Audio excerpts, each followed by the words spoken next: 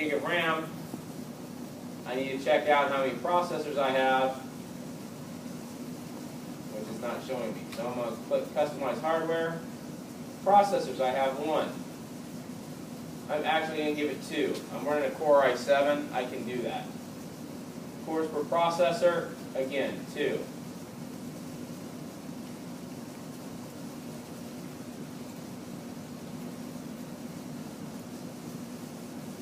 And preferred mode, and automatic is fine. I'm going to up the memory to 2 gig, which is 2048. 2048. Okay? The network adapter you can change later.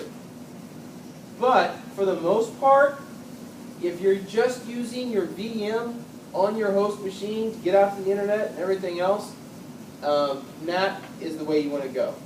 When we put it into GNS3, a lot of the times we are going to use host only and put it on its private network. For now, we're just going to keep it at NAT. But keep in mind, we will probably come back and change the setting at a later date in time. Close and finish. I'll pop up there. Now, before we power on this virtual machine, I want to come back and I want to edit the settings. All right? If I go back to that virtual machines directory, you now see that I have this here. So that's my virtual machine shell. It creates all of the VMware files, the VMX file, the VMDF file, metadata file, machine configuration file,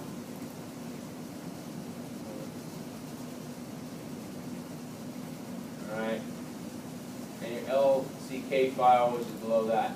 So, but if I were to boot this right now, it would come up and say, no operating system found. Okay, so we're going to install 2012.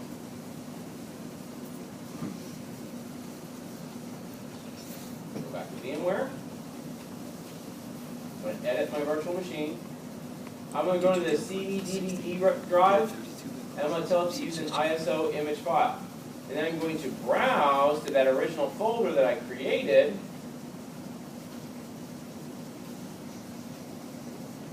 Here. And that's my ISO file. That's that file that you downloaded originally from MSDN. Okay?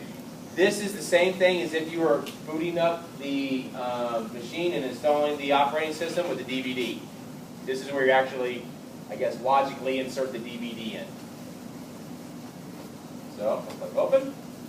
I'm going to click OK.